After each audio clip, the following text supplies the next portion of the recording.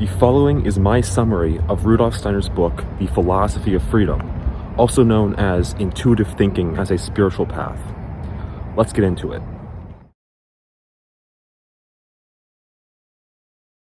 So he's going to start by saying there are two main questions that the book is going to aim to answer. Answering the second question depends on answering the first. The first is, can we gain understanding of the human being such that we can have certainty in knowledge?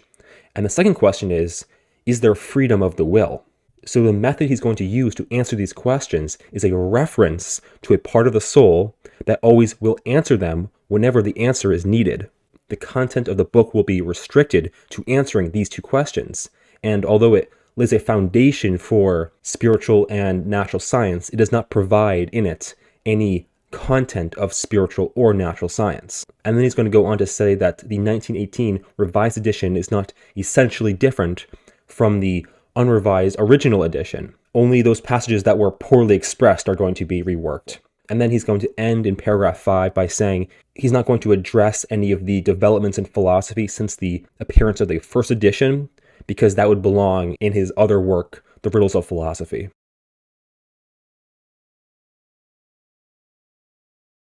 So Steiner begins chapter 1 by saying, the question of the freedom of the will is one of the most important questions of life, and it has both supporters and opponents. The opponents usually say that it is impossible for us to arbitrarily choose between two options. It would seem obvious that this is impossible. However, opponents of freedom usually only direct their attacks towards that claim. Most opponents of freedom, in fact, have always simply recast what Spinoza said long ago.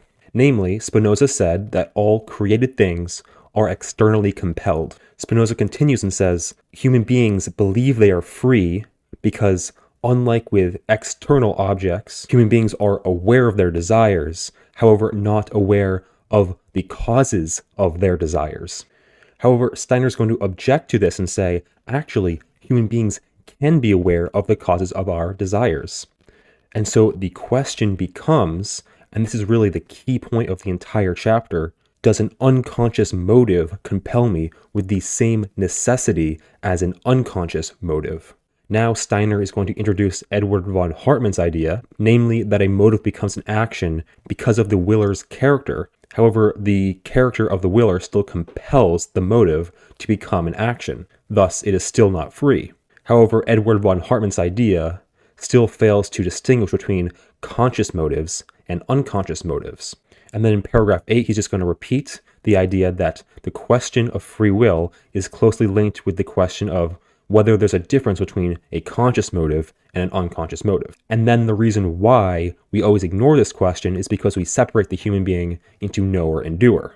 And then in paragraph 10, he's going to introduce a new idea of freedom, namely that freedom is acting in accordance with reason as opposed to animal desires. However, Steiner is going to push back on this idea and say a motive compelled by reason is still unfree if it has a compelling necessity on the willer. In paragraph 12, Steiner is going to introduce Robert Hammerling's conception of freedom, which is to do what one wills as opposed to willing what one wills. This is because we cannot choose to will or not will what one wills, because it seems like it would be a contradiction to not will what one wills. Steiner is going to push back on this also and say the capacity to do what one wills is a meaningless conception of freedom because the willer would still be compelled. And so the question still remains whether there is a distinction between a conscious and unconscious motive. Thus, it is a question of how the decision to will arose within me. In paragraph 15, Steiner's now going to introduce Paul Ray's explanation for why we believe we have freedom, namely that we cannot see the causal relationship between the cause of the motive and the action of the will, such as when an external force causes a donkey to act, and the connection between the cause and the effect is obscured by the donkey's skull. This analogy, however, fails to recognize that in humans, we can become conscious of the relationship between the cause and the effect. Now, because consciousness of our will is dependent on our thinking, the larger question is, what is the significance of thinking? Additionally, it should also be noted that motives are always permeated by thought. That is, motives are mental pictures that cause an effect in the world. Thus, it becomes more and more clear that the question of the freedom of the human will presupposes another question, that is, the significance of thinking. Steiner begins chapter 2 by saying, seeking the explanation for phenomena is a special case of our dissatisfaction with what the world freely offers. However, seeking an explanation, moving beyond what is given, splits the entire world into a duality, the I and the world.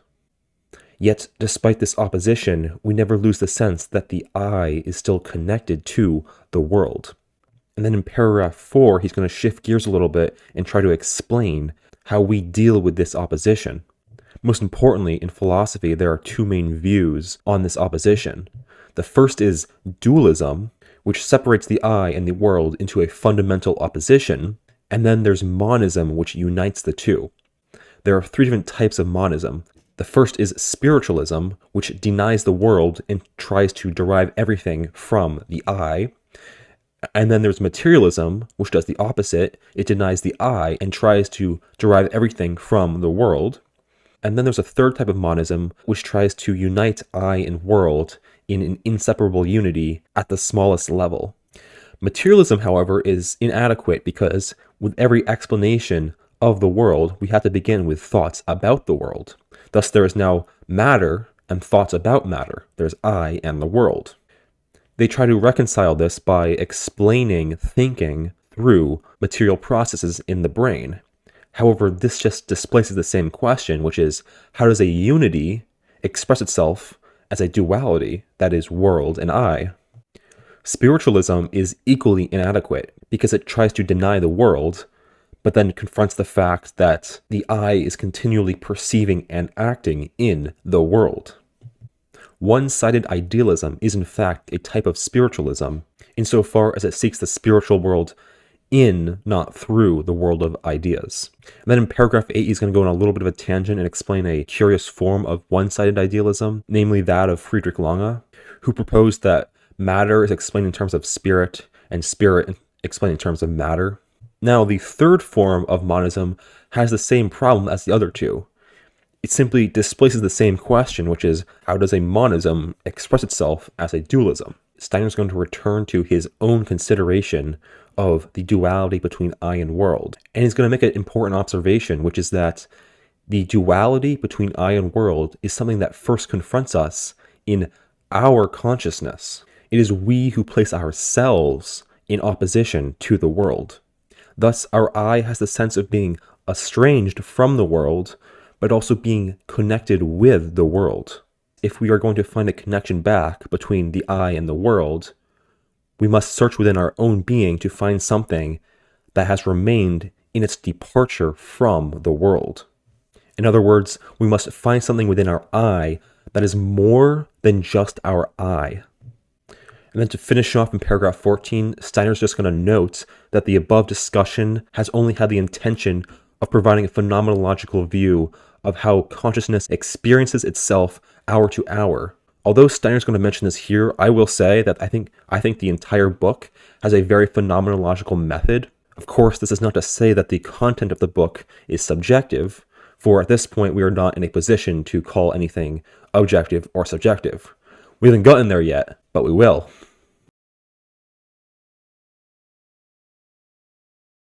So now we are on chapter 3, which is probably the most important chapter of the entire book. In paragraph 1, he's going to begin by saying, in observing a given process, I do not influence the process, nor can I say anything beyond what is given. However, thinking adds to this given process a conceptual one, and this process does rely on my participation. The main point is that we continually seek the conceptual counterpart to the given process. Whether or not thinking is really my participation will be discussed later. Now, there's a significant difference before and after I have gained the conceptual counterpart to the given process. The concepts of thinking provide the relationship between the observed events. This is an important point that he'll return to in chapter 5. With this, we also return to the duality introduced in chapter 2 but instead of being I and world, it is now referred to as thinking and observation. Thinking and observation are the two antitheses of our understanding. Thinking may not be the primary element in the universe. However, all knowledge of such certainly presupposes thinking. Thinking about an object and observing an object arise separately for human beings. Observation cannot lead to the concept, and thinking about an object cannot lead to the corresponding observation. Again, I will say that I think his primary point here is that he's reintroducing this antithesis between thinking and observation. The part about observation not containing the corresponding concept will be something that he returns to in full strength in chapter 5. Paragraph 7 is where we get some new and very important content. Namely, Steiner's observation that observation precedes thinking, for we can only become aware of thinking too only through observation. When we said in paragraph 1 that the given process evokes a thinking process that relies on my participation, that was itself an observation of thinking. In paragraph 8, we have two more very important concepts.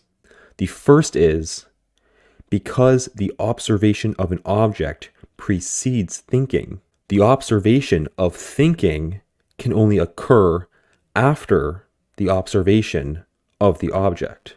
Therefore, thinking is that which normally eludes observation. And then second, this means that the observation of thinking is an exceptional observation. We observe that which normally eludes observation. This elusive character of thinking is unique to thinking. Feeling is given in the same way, that is, without my participation, as objects of observation. Therefore, it is the unique characteristic of thinking to be always directed towards the object and never towards itself. Or, in other words, the first observation we can make about thinking is that it is unobserved. And now Steiner's going to introduce a new concept that's also very important. The reason thinking is unobserved is because it is based on my activity. What I do not produce confronts me in observation as an object. In paragraph 14, we also have a very important concept. However, Steiner's not going to return to this again, so it's less vital for the chapter as a whole. However, I still want to emphasize this because I think this point is easily overlooked. He says, even in the exceptional state, when we observe thinking, which is that which normally eludes observation, current thinking is still unobserved. Therefore, it makes no difference whether we are observing our own thinking, someone else's thinking, an imagined thought process, or a past thought process. In all cases, current thinking is always unobserved. So in paragraph 15, he's just going to reword what he's already said. That is, active production and contemplative confrontation are impossible, and he uses a biblical depiction to illustrate this. Paragraph 16 is another super important paragraph. He's going to introduce one more important idea, which is that the observation of thinking itself is completely transparent. And he's going to link this idea to the other two very important ideas already introduced, that thinking is elusive, and that thinking is produced through my participation. So Steiner's going to say, because I produce thinking, it is that which normally eludes observation, and it is that which is absolutely transparent to me. I know immediately, that is, I do not have to go beyond what is given to explain why two concepts in thinking are linked. And then in paragraph 17, he's going to bring up a materialistic prejudice, the idea that the brain is what creates thinking. He's just going to push back on this and say, through the observation of thinking, as we showed last paragraph, nothing guides the connection of thoughts other than thinking. Thinking cannot be found in the object of observation, that is the brain, because thinking is that which normally eludes observation. And then in paragraph 18, he's just going to repeat the idea that because I produce thinking, it is absolutely transparent to my observation. René Descartes, the founder of modern philosophy, also recognized this point in his famous words, "I think, therefore I am." Steiner interprets this to mean, because I bring forth thinking, I am certain of its existence. For all other objects, I can only know their existence through their relationship to other objects. But that presents a problem because those other objects too can only be known in their existence through their relationship to other objects. So we need some object that relates to itself. And that object is thinking. I know immediately in the observation of thinking that it exists. And then in paragraph 20, Steiner's going to say, when observing thinking, no unobserved element is present. What stands behind thinking is once again thinking. And now what I think he's trying to get at here is to explain a little bit more clearly why it is that because I produce thinking and it eludes observation, it therefore follows that thinking is absolutely transparent. It is because no unobserved element is present in the observation of thinking. I will also say here that this seems to contradict what he said earlier in paragraph 14, namely that in the observation of thinking, active thinking is still unobserved. But now he seems to be saying that in observing thinking, no unobserved element is present. I actually do not think this is a contradiction. However, it would be going beyond the text to explain why, so I will leave it to you to reconcile for yourself. Now, in my opinion, I also think Steiner is introducing a second concept here. He's also saying when we make thinking into an object of observation, we are not compelled to do so by anything other than thinking. So first he was saying in the observation of thinking, what stands behind thinking is once again thinking. But now he seems to be saying what compels us to make an observation of thinking in the first place is once again thinking. They're slightly different statements. In paragraph 21, he's going to return to this idea that thinking is absolutely transparent. But now he's going to say because thinking is absolutely transparent, we can leave it in its initial form of appearance. Unlike other objects of observation, we do not have to add anything foreign to it, and so what we add can never be placed into doubt. Then beginning in paragraph 22, Steiner's going to be returning to this thought that thinking succeeds observation and therefore is normally unobserved. He's going to be opposing Schelling in a certain sense and saying that creation before cognition is impossible for nature, that is, the objects of observation. Although he's rejecting Schelling, Schelling's quote actually is consistent with what Steiner talks about in chapter 5. Anyway, Steiner's going to say, what is impossible for nature is possible for thinking, that is, creation before cognition. For we must think before we can turn thinking into an object of observation. Paragraph 24 is pretty ambiguous. However, what he seems to be saying is that because thinking can become the object of thinking, it is no longer the usual case that observation precedes thinking. Rather, thinking seems to precede observation, and this is why physiological processes cannot be compared to thinking. He's not saying that thinking is unique in that its observation presupposes the existence of thinking. I think he's saying that the temporal order of thinking and observation is flipped here, and that's why thinking is unique. And with this, Steiner is beginning to wrap up and just saying, it seems that thinking is now the primal starting point for all worlds contemplation. Now in paragraph 26, he's going to introduce a common misunderstanding about thinking, namely the thinking that is observed is different from the thinking that directs itself towards the object of observation. However, Steiner's going to push back on this and say, observing thinking does not change it, and no one can have a truer picture of thinking than the producer, because as he already stated, it is because we produce thinking that it is absolutely transparent. Thus, there is no good reason to make an exception for thinking. Observing thinking does not change it.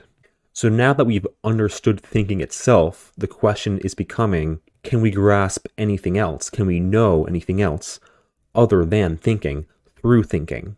We must begin this contemplation through thinking and not through consciousness or the origin of the universe, because as philosophers, our task is to understand the world, and this can only be achieved first through thinking. We are not trying to create the world. Thus, before anything else can be understood, thinking must be understood. It is the most immediate thing from which everything else can be reasoned to. Now, there is still an open question as to whether or not thinking can be applied in the right or wrong way to the world. However, now, as of the end of chapter 3, Steiner is convinced that the certainty of thinking is beyond doubt. In the first paragraph of the addendum, Steiner's going to return to this idea that thinking is different from feeling. Feeling, in fact, only expresses a relationship between our I and the world. This may sound a little bit counterintuitive, but feeling is subjective because it does express a relationship between the I and the world, whereas thinking is not subjective. It does not express a relationship between the I and the world, precisely because thinking is the only object that is completely united with the I. And then in the second paragraph of the addendum, Steiner's going to return to the misunderstanding from paragraph 26 about the observation of thinking being different from the thinking directed towards the observation. He's going to say something pretty similar to what he already said, which is that in order to be fooled by thinking, I would have to not be the producer of thinking. Or in other words, we cannot understand thinking by looking at something, some unconscious process, other than what immediately arises in observation as thinking.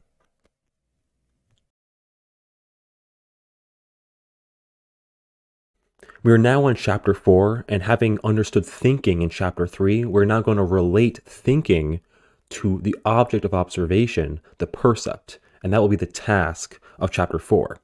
In response to observation, thinking forms concepts of the observed objects. These concepts interrelate with one another to form larger, more complex ideas. Concepts cannot be gained through observation, which can be shown through our gradual acquisition of concepts. It's not like we immediately gain all the concepts of the world immediately upon observation. Philosophers like Herbert Spencer want to imagine that concepts are gained through generalizations about the observable world. However, Steiner's going to push back on this and say, we can only see a connection between two observable events if we first gain the concept of the first event and then use the concept to relate it to the second perceptual event. Any sort of science that is completely based on observation would have to renounce thinking, for thinking brings forth concepts which go above and beyond what is simply given in observation. Now in paragraph 6, we're going to shift gears a little bit, and Steiner's going to introduce his concept of consciousness. That is the stage where concepts, the content of thinking, and percepts, the content of observation, are united, are connected. Now, in directing our thinking towards what we observe, we are aware of objects, and then in directing our thinking towards ourselves, we are aware of a self-conscious subject. Thus, initially, thinking appears on the side of the subject. However, Steiner wants to emphasize here that thinking is beyond object and subject, right? Thinking forms the concept of object just as much as it forms the concept of subject. The reason why this is so important is because Steiner wants to emphasize that even though we see ourselves, our thinking selves, as a subject, the concepts that thinking introduces to the world, to the perceptual, observable world, are not themselves subjective. We cannot decide what thoughts we put into the world. It follows from this that thinking has a dual nature. On the one hand, it is above and beyond object and subject because it forms both those concepts. Thinking is that which is within me but leads beyond myself. It is above myself and object. However, on the other hand, thinking is the means by which we define ourselves as a subject standing against the object. So now that we have a little bit more clarity about what consciousness is, the next question is, so how do the two elements of consciousness, the content of thinking, concepts, and the content of observation, percepts, how do they relate to each other? In order to answer this question, we have to consider what the perceptual object is without anything that thinking brings to it. We have to consider it on its own. Steiner wants to say that the percept, the observed object, by itself is only a relationless aggregate of details. Each part of the perceptual world has no connection to any other part on their own. So this is going back to the beginning of the chapter when he said, observation alone cannot give you the concept which relates the particular details of perception. It is thinking that first forms the relationship between the details of perception. He'll explain this more fully in chapter 5. And then in paragraph 12, he's just going to repeat this idea that the concept that thinking brings to the percept is not subjective. Now that we've understood what a percept is, that is a relationless aggregate of details, we can return to this question from paragraph 9, that is, how does the concept relate to this manifold of details? So this aggregate of disconnected details is the immediate object of observation. It's how it appears before thinking has brought any concepts to it, as we've already said. The word percept refers to the object of observation as opposed to the process of perceiving an object. To be clear, the percept does not exclusively refer to sense objects, so feeling and thinking still count as percepts. Anything that is immediately given in observation counts as a percept. However, in the following discussion, I don't think he really uses percept in any other way than the sense percepts of our five senses. At this point, Steiner has discussed consciousness and its two elements, the concept and the percept, and raised the question as to how do they relate. Now in paragraph 16, he's going to change gears and shift to a new discussion which will take up the rest of the chapter. He's going to be more thoroughly investigating what the percept is, and he's going to be discussing and rejecting many of the popular opinions about the percept. So the first opinion, the naive opinion, which he calls naive realism, is the view that the percepts exist independently of the act of perception. However, this view is contradicted by the fact that every new percept seems to correct our understanding of the world. It's not like the first percept we're ever given somehow gave us a finished truth. Therefore, the question becomes, why is it that we correct our percepts, if they are, after all, some sort of objective measures of truth? The reason Steiner gives for why we have to correct our percepts is because they have a mathematical and qualitative dependency on the observer. So mathematical meaning the spatial and temporal location of the observer, and then qualitative in the sense of the organization of the perceiving subject. For example, my eye gives a certain sensation that is qualitatively distinct from what my ear gives me. And beings with different sense organs might have completely different qualitative percepts than me. Now, having raised this problem for naive realism, Steiner will introduce another view.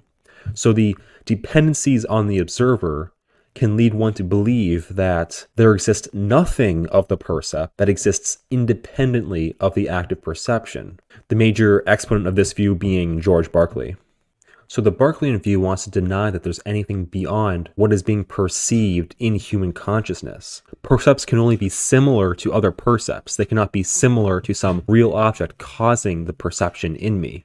It could also be argued that non-perceptual characteristics of objects, such as like geometry, still only derive from the perceptual world. We always seem to be trapped within what is given to our consciousness. We have no access to things that stand beyond consciousness, beyond the act of perceiving. Thus, the Berkeleyan view is a sort of radical subjectivism which can never reach beyond the content of consciousness. Of course, Steiner's going to push back on this and say, well, this could be true, but it could be objected to if we could describe the process of perceiving. In such a way, we could discover what exists of the percept independently of the act of perception, for then we could prove that something of the percept does exist independently of our conscious act of perception. So now we're going to be shifting again to a new view. In paragraph 22, Steiner's going to be describing a conscious experience that we have that can easily lead to a misunderstanding. Although, to be clear, he's not denying that this experience exists. So Steiner notices that whenever we observe percepts, we can later observe ourselves, and we notice that the percept has left an effect in us, our subjective representation of the percept, which he calls the mental picture. Now, the failure to understand the relationship between the objective percept and the subjective percept, that is the mental picture, has led to this third opinion that Steiner's going to talk about for the remainder of the chapter, which he calls critical idealism. So critical idealism wants to say all our percepts are mental pictures. They're subjective percepts. We can have no knowledge of the objects in themselves, the objective percepts, causing the subjective percepts in ourselves. So we're always only observing modifications within ourselves. We're never observing the object that caused the modification. Now, this should not be confused with the Berkeleyan view, which was that no objects in themselves exist independently of consciousness. The critical idealist view is just that we have no way of gaining a direct knowledge of the objects causing the mental pictures in us. Now, the critical idealist position is supported by science. So first, there's the fact that a single external stimulus can cause multiple types of sensations within our conscious experience. And so it seems that our sense organs only express what is characteristic of them, that is, our own selves, rather than what is characteristic of the external stimulus. Additionally, science shows that the stimulus undergoes multiple transformations along its pathway to consciousness. So we have the object in the external world, we have, our peripheral nerve, we have our brain, and then it somehow becomes conscious. And then between each of these stages, the stimulus is modified in some important way. So what's happening in the external world has very little to do with what is happening in your peripheral nerve, just as what is happening in your peripheral nerve has very little to do with the chemical process occurring in your brain.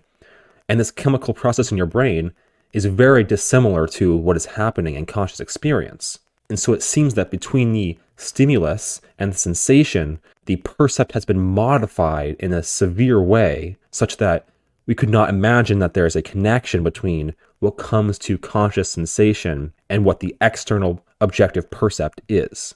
The external objective percept has been completely lost. So now in paragraph 26, Steiner's going to do something a little bit sneaky. He's going to take the scientific proofs for critical idealism and he's going to reword it as to make it more clear why this argument falls apart. So we can think of it this way.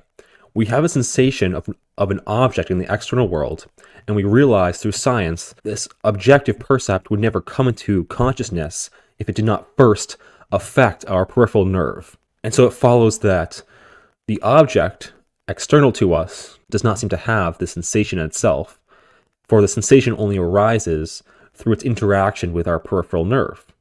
But then so too, we have to say, well, the peripheral nerve does not have sensation in it. Sensation can only arise through the peripheral nerve interacting with our brain. And then this keeps going. So the brain itself does not contain any sort of sensation, for sensation can only arise when the brain relates the stimulus to conscious sensation. The sensation is the product of our own mind.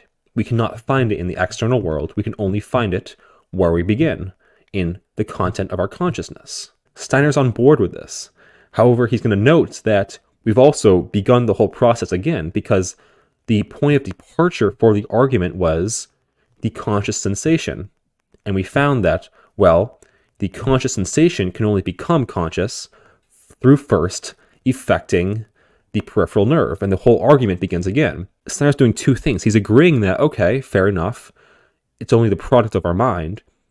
But if it's a product of our mind, then we must always begin the argument again.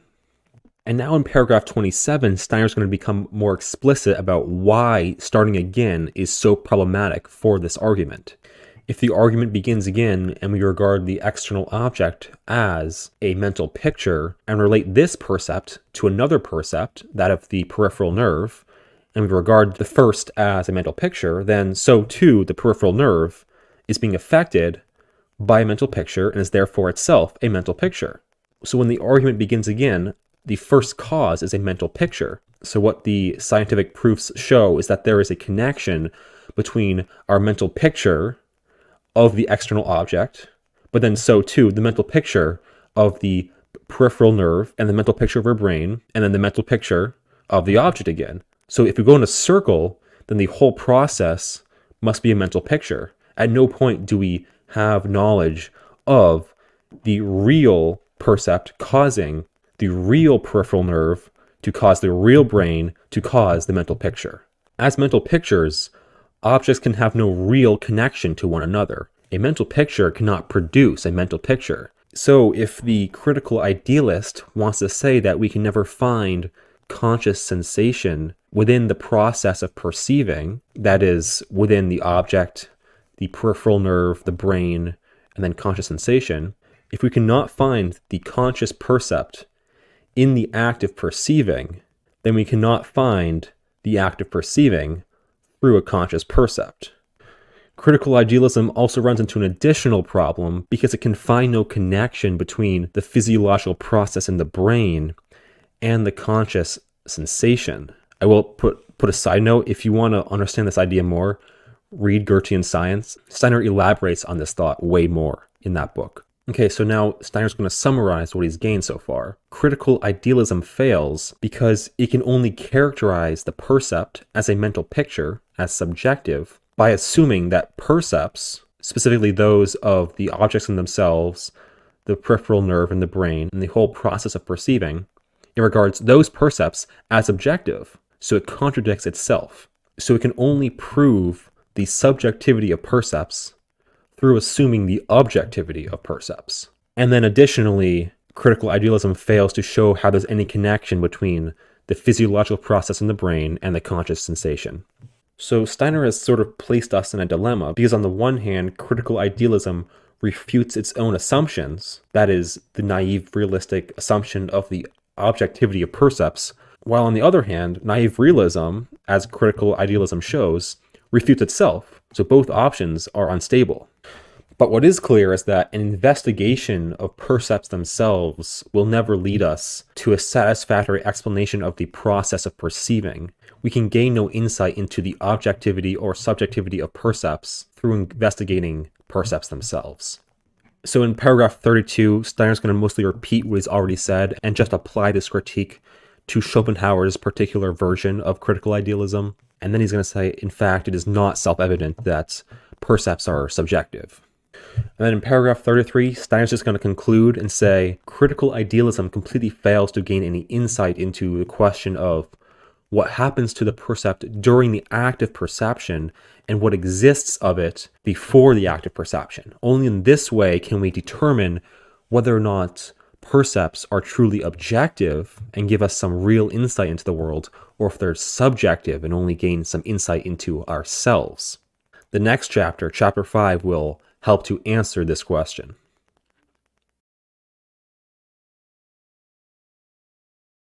So now in chapter 5, Steiner's going to give a definitive argument against critical idealism, as well as solve the question as to the relationship between thinking and perception. In paragraph 1, he just says the preceding discussion cannot prove that percepts are mental pictures. Of course, this is not to say that critical idealism is false. However, it has no convincing proofs.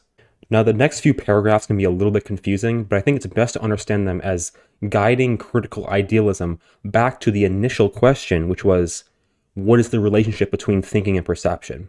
So in paragraph 3, he begins this transition by saying, those who believe that the world is my mental picture would only concern themselves with the objects that we can draw indirect conclusions about through our subjective mental pictures. They would not concern themselves really with the subjective world of mental pictures. Of course, a critical idealist could deny completely anything, any object in itself, behind the mental picture, in which case such an investigation would be meaningless.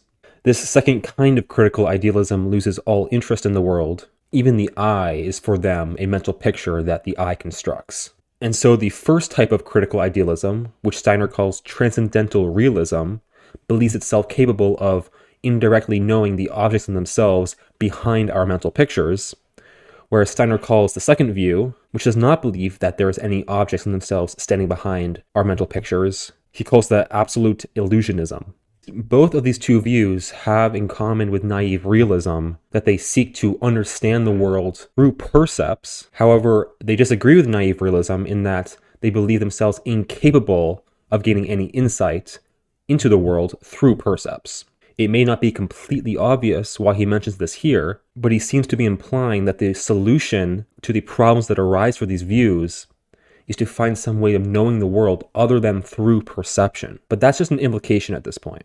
Now, Steiner is very unclear in paragraph 8 what he's trying to get at. At first, he raises the question, how does the I construct the world of mental pictures out of itself? And then for the rest of the paragraph, he seems to be raising the question as to how do we relate our world of mental pictures back to the things in themselves in order to gain an indirect understanding of the real world. Now, he's posing this question to transcendental realism because they are the ones that believe we can gain an indirect insight into the objects in themselves through our mental pictures. However, it might not be immediately clear to a reader how his first question, that is, how does the I construct the world of mental pictures, relate to the second question, which is, how does the world of mental pictures relate back to the objects in themselves? But this can become more clear once we consider what a mental picture is.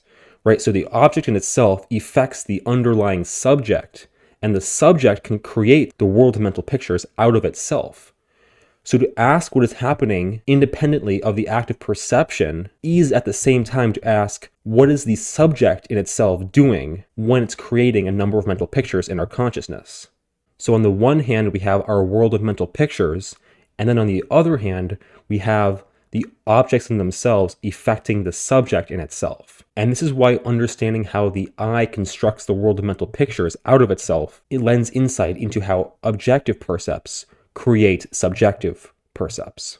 So to simplify it, Steiner just wants to know, how does the objective percept affecting the subject create the subjective percept? Or even simpler, how does the objective percept relate to the subjective percept? Now, Steiner's going to answer this question here and just say, well, it's thinking.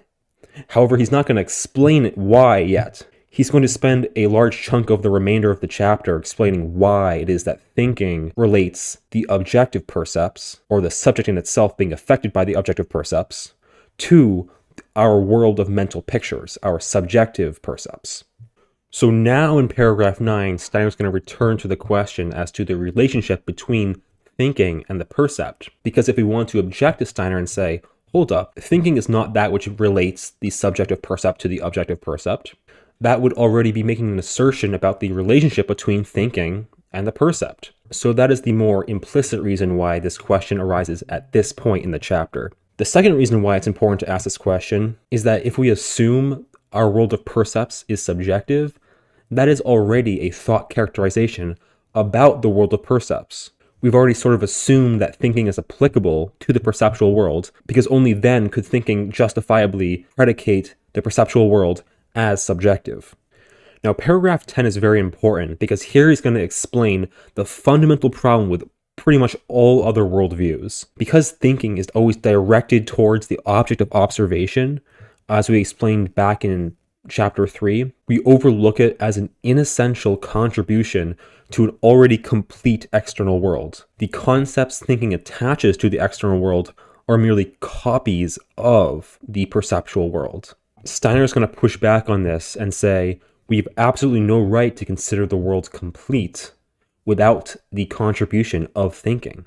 That is an arbitrary assumption. After all, concepts arise in consciousness just as much as the percepts do. Now, just a side note, what he means by complete when he says the external world is already complete without thinking, he just means that the external world is already explainable. You look at the world and it already contains within it its determinant, essential being, its what, the connection between its parts. You can use different words for it, but here he just calls it complete reality.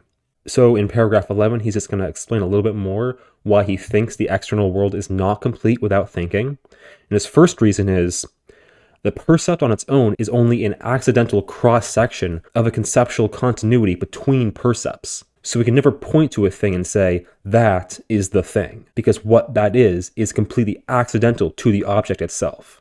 Just as we cannot say that accidental percept is the thing, so too it is completely unjustified to say that the collection of accidental percepts are the thing. Now in paragraph 13, he's also going to give a second reason for why he thinks that the world is not complete without the contribution of thinking. He's going to say, if we were given the concept with the percept, the concept being the determinant or law, its explanation, if we were given them together, then we would never regard the concept as being anything separate from the percept. We would not be able to distinguish between the essential being of something and an accidental perception of it.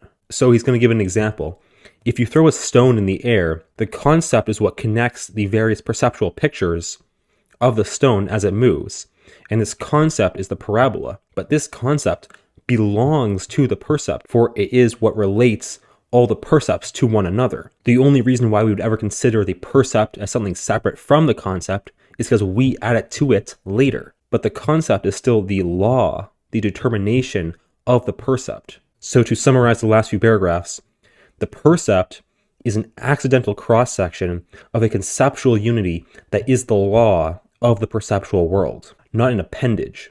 It is only because of the perceiving subject that the concept and the percept are given as two separate elements, but they belong together.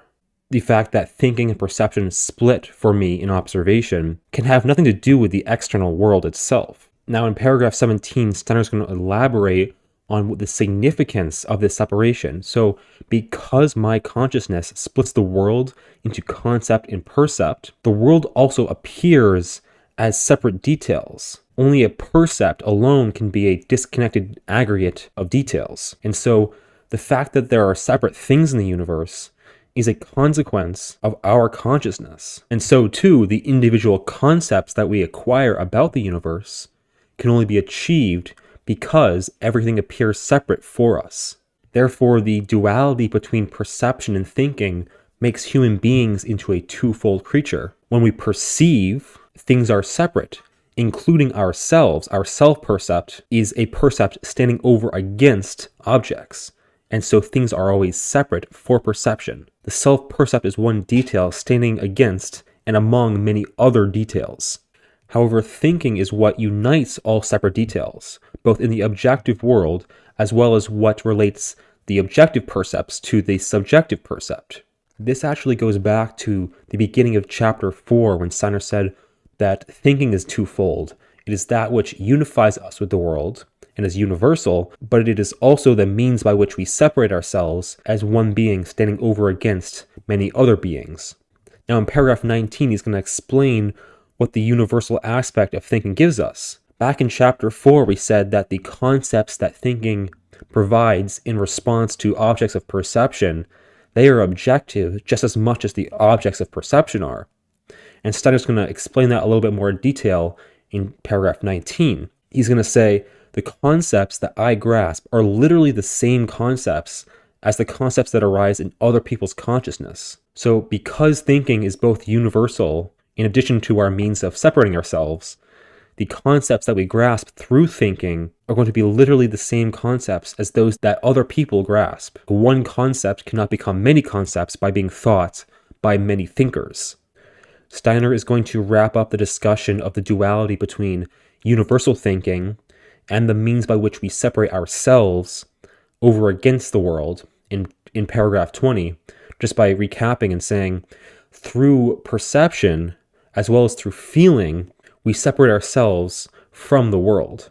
Because we perceive the world from a limited perspective and we only get disconnected details, we see it from the outside. The only way to know the world is through a thinking that connects all separations, both in the external world and between the external world and ourselves. So for thinking, there are no separations. Before proceeding further, let us just recap what we have gained in the last few paragraphs. So first he found that the concept and the percept belong together. It is incorrect to consider the perceptual world as complete and already containing its determinant without the contribution of thinking. And then he showed the only reason why percept and concept appears a duality is because of our consciousness. And then third, he showed because thinking and perception are a duality, the whole world appears as disconnected, including the disconnect of our own subject standing over against objects. Now, paragraph 21 is going to start to draw on the fruits of these demonstrations. The only reason why we even have questions about the universe, the external perceptual world, in the first place is because thinking is already manifesting, trying to relate the separate details of perception to one another. So a being that does not have thinking would never even be given questions about the external world. Thinking is not asking about something beyond in a second world.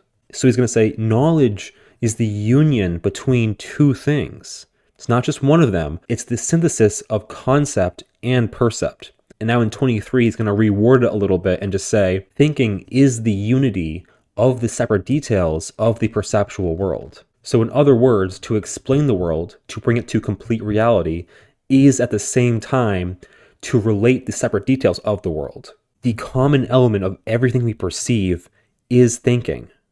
In paragraph 24, Steiner is going to recall what he introduced in chapter 4, which is that the percept by itself is just a disconnected aggregate of details. So therefore, thinking must be contributing something to it if it is to become explainable and we are able to see into the interrelationships between things. Steiner is saying that complete reality comes from two sides, and he's going to explain the sources of these two sides in paragraph 25. The first is what he calls intuition, which is what brings forth concepts, and the second is observation, which brings forth the objects of perception. In paragraph 26, he's just going to repeat the idea from 23 and 24, that is, the concept is the unity of the disconnected details of the perceptual world. But he's also going to draw a new conclusion, which is that the whole notion of the thing in itself as objective and separate is impossible, because as he already showed, the separation between percept and concept only occurs in human consciousness. And because the percept and concept are separated, the perceptual world appears as a collection of disconnected details. So separation is completely subjective. So this whole notion of an objective yet separate entity is completely impossible. So we're beginning to see how Steiner's insight as to the importance of thinking is starting to push back on critical idealism. So in paragraph 27, he's just going to reinforce this notion that there's a connection between thinking being that which completes the perceptual world and the separations within the perceptual world being overcome by thinking. He says the mysterious quality about the perceptual world, why it does not have an explanation, is precisely because, as a percept by itself, it is only an aggregate of disconnected details. And so thinking is that which it provides the explanation through being the common element and interrelating these separate details of the perceptual world. So in paragraph 28, we've now answered the question as to what is the relationship between the concept and the percept. Steiner's answer is that the concept is the common element and the explanation of the perceptual world. And now he's going to raise the question, given this relationship between percept and concept, how does critical idealism stand? Paragraph 29 is one of the most difficult paragraphs in the entire book. However, I will try to give a very simplified version of it that does not go beyond the text, although I think to gain a full understanding, you would have to infer some things that Steiner does not explicitly state. In the beginning, he says, because thinking is that which relates all the separate details of perception, any connection between a percept of subject and percept of object can only have a conceptual relationship. Now, I think it's fair to infer from this that it doesn't matter exactly what you consider to be the objective and subjective percept. So if you're a critical idealist and you say the subjective percept is the sensation and the objective percept is the physiological process by which we perceive, then Steiner would say, great, the connection between those two is conceptual. But even if you're not a critical idealist and call a subjective percept that which is simply an image in our mind, and ask how it relates to what seems to be objective percepts of the external world, at least as the naive realist views it, even then, the connection is conceptual. So it doesn't really matter what things we believe are subjective or objective. The connection between them is always going to be conceptual. At this point, Steiner's going to pull off a really genius observation.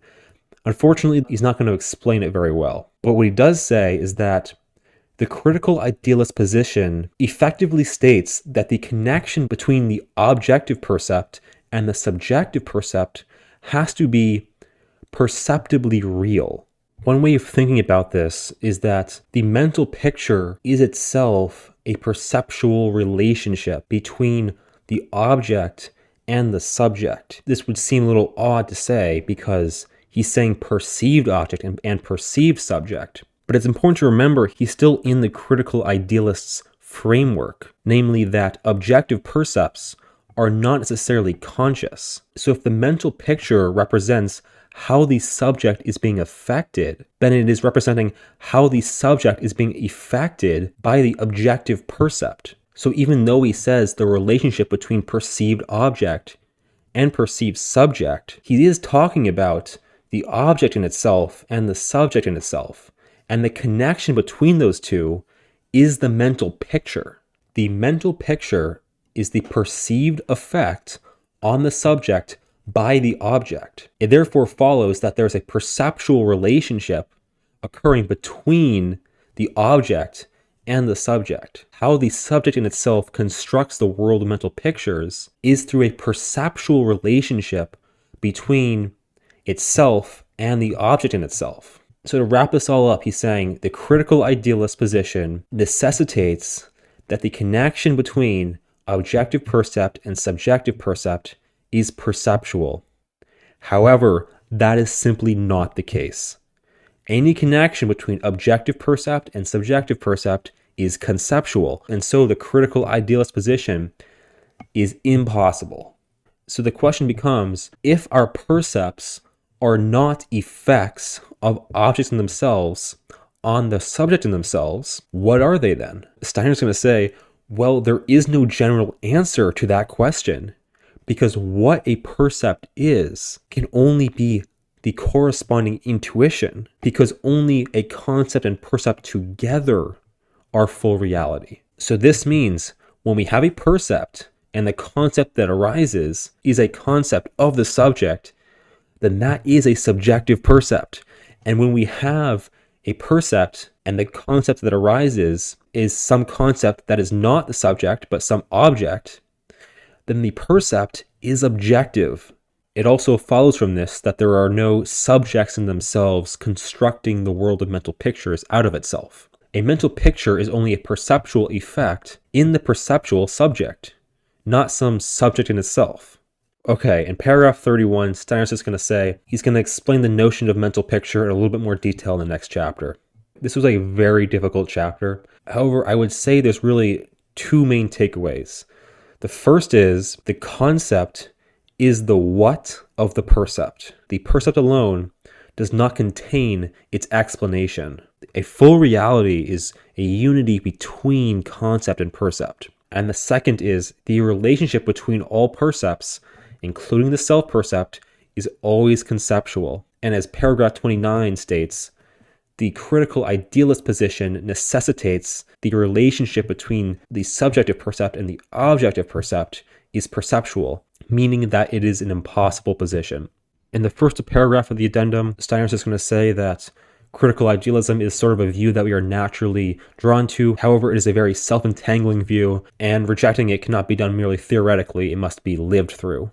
And then in the second paragraph, he's going to return to this notion. Because mental pictures always arise in the act of perception, it seems that perhaps all percepts are nothing more than mental pictures, and we have no access to the objects in themselves. However, this critical idealism does not view the objects in themselves any differently than naive realism views the percepts. In order to untangle ourselves from critical idealism, we must realize that the mediator between the objective world and our subject is not the mental picture, rather it is a concept. Now, this does not lead to the same entanglement as critical idealism did, because critical idealism proved that a naive realistic position on percepts was impossible. However, with thinking, as we showed in chapter 3, thinking and its content can be viewed in a naive realistic way. That is, its appearance is at the same time its full reality.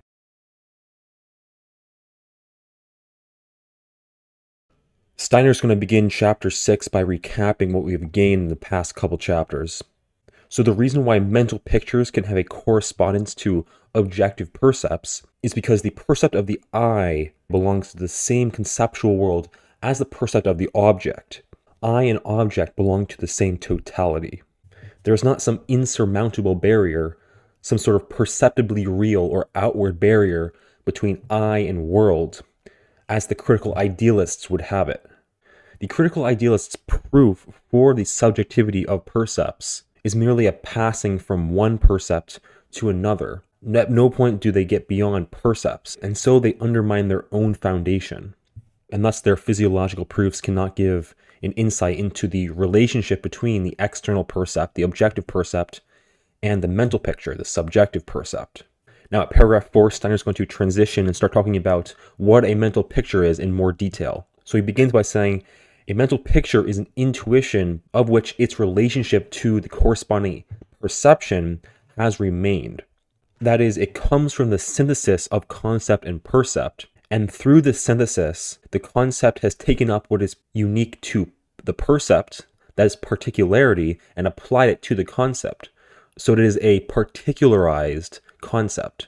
So a particularized concept could mean two things. It means that the mental picture allows us to draw out the single concept out from the totality of ideas, but it also means that we have a particular angle on that particular concept. When we have a mental image, we're not looking at, say, the pure concept of the apple, because that cannot really be looked at. What we're looking at in a mental image is a particular version of the concept apple. Another way of thinking about it is that the mental picture sort of stands between the concept and the percept. Now, the sum of all our mental pictures is what Steiner calls our experience. And those who lack the capacity for intuition on the one hand, or perception on the other hand, are both incapable of having an extensive breadth of experience. So the title of this chapter is Human Individuality, and Steiner's going to begin to explain why mental pictures are related to our particular individuality. So if we recall that complete reality comes from the two sides of consciousness, the percept and the concept, then the mental picture is our subjective representation of that union. However, this is not the only expression of our personality. So thus far we have concepts, percepts, and mental pictures. So Steiner's going to want to say, in addition to relating the percepts to concepts to form mental pictures, we also relate percepts to our particular individuality. And the expression of this is feeling. So in paragraph 11, Steiner's going to return to an idea that he's been working on continually over the chapters, that human beings have a duality. They have a universal aspect and they have a particular aspect. Feeling is another dimension of that particular aspect. Through feeling, we withdraw into our own being. So through feeling, we have special values for the external world, objective percepts, and we also have special value for our self-percept, that is, ourselves. Now, because Steiner does not want to be misunderstood, he also wants to say, feeling only has significance for my individuality. It's concepts that have universal significance. So feeling as something particular and subjective can only have significance for the world if it was integrated into the world through concepts. In daily life, we continually oscillate between the particular part of our personality and the universal part of our personality. So as we've already said, mental pictures are one aspect of the particularized side of the oscillation, and feelings are the other aspect of the particularized side of the oscillation. According to Steiner, the particularized part of our personality lasts beyond death. However, he does not go into it in any detail here.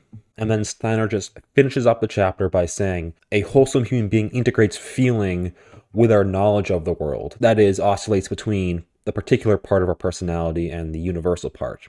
Feelings are part of the way that concepts first gain concrete life, as he says. So chapter 7 is going to be the last chapter in which Steiner discusses this theme of knowledge. But now he's going to be concerned with whether or not the duality between thinking and perception can still constitute a monism, or whether this duality designates an absolute duality, that is, a separation into two different worlds. In paragraph 1, Steiner says that the theory of knowledge he has developed so far constitutes a monism, right? So reality comes from two sides, that is, perception and thinking, but they synthesize into a unity, and only then do we have knowledge of the world. They only appear as a duality within human consciousness, but for the objects of consciousness, they are not a duality. On the other hand, the opposing view, dualism, views the separation between thinking and perception as indicating a real separation between the object and the subject, each of which has its own laws and belongs to two different worlds. Now, to be clear, dualism is not the separation between thinking and perception exactly. For the dualist, both of these are on the side of the subject. They just view whatever stands behind perception as being in a separate world, beyond consciousness. So dualism maintains an absolute duality between the object and the subject, while monism maintains a subjective duality between thinking and perception, which belong in reality together. So the distinction between the perceived object and the object in itself beyond consciousness, this sort of dualism, originates from Kant's transcendental idealism and the critical idealism that followed from it. So it's important to note that critical idealism and dualism are very closely connected worldviews. Of course, Steiner's not going to accept dualism or critical idealism because, as he's already stated, separation is only applicable to perception before thought has permeated it. Thus, a separate thing in itself that is not within perception is just impossible for Steiner. In fact, not only is separation only possible within perception, but the whole notion of a thing in itself, Steiner believes, was actually borrowed from perception.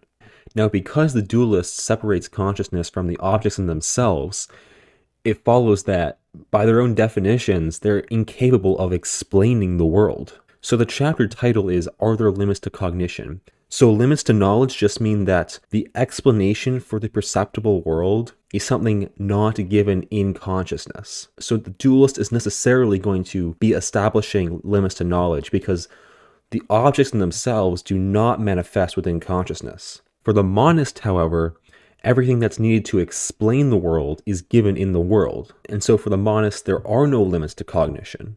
If at any point we are prevented from understanding something, this has only to do with our subjective temporal and spatial limitations. It has nothing to do with our fundamental faculty for knowing the world. Paragraph 7 is quite important, but it's quite easy to miss what he's saying. So Steiner's saying two things. The first is, for the objects in the external world, the duality between thinking and perception only exists in human consciousness. We come to reality once we've united for ourselves the separations that we made between thinking and perception. Together, they form full reality. This was discussed in length in chapter 5. But he's also returning to this concept that he mentioned in paragraph 21 of chapter 5, where he said that the urge for knowledge only arises because thinking is manifesting within consciousness. And then in paragraph 8, he's just going to reword this and say, it is we ourselves, the thinking subjects, that pose the questions of knowledge to the world. It's not the world that poses the questions to us. And so to illustrate this, he just says, if I were to find a question written down somewhere, I would actually have to understand in thinking what the question was in order to even answer it. The question is not posed by the world in the form of writing. It's posed by my own thinking beginning to understand what is being said. So in paragraph 10, he's just going to summarize what he's already gone through. So thinking confronts perception, and because it is always directing itself towards a conceptual unity, it's posing the questions of knowledge to itself. So there can be no limits to knowledge because the question and the explanation are both within the same element. Of course, there are still temporary limits to knowledge, but these are only temporary. Everything needed to explain the world is within consciousness, within perception and thinking. Beginning in paragraph 11, Steiner is going to begin to elaborate on his understanding of what dualism, naive realism, and metaphysical realism mean, and at the same time, he's going to continue to level criticisms against all of them.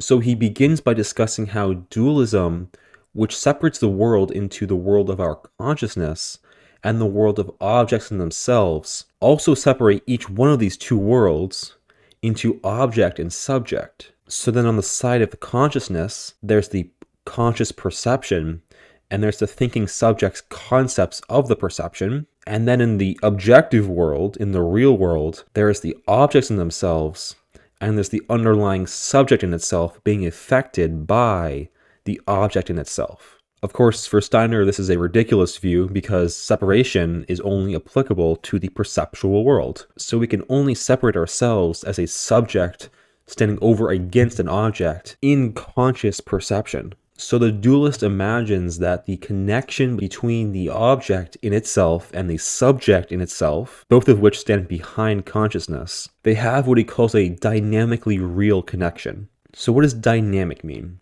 So if you think about in perception how all details confront each other externally, and there's no connection between them. Dynamic just means that there are two things that interact with each other without any internal connection. So they somehow interact but remain completely separate. According to the dualist, these dynamic relationships in the external world are supposed to have an objective validity. Whereas in consciousness, the connection between thinking and the perception is merely conceptual and subjective, but it has use for us because it relates the perceptions in consciousness to the supposed objects in themselves standing behind consciousness. We can only form conceptual copies via our perceptions of the things in themselves standing behind our perceptions of them. The misunderstanding that the dualists and many other philosophical systems have fallen prey to is this notion that thinking is too airy to constitute or to be reality. There must be some real, often material, object in itself to be the real explanation between the connections of our percepts.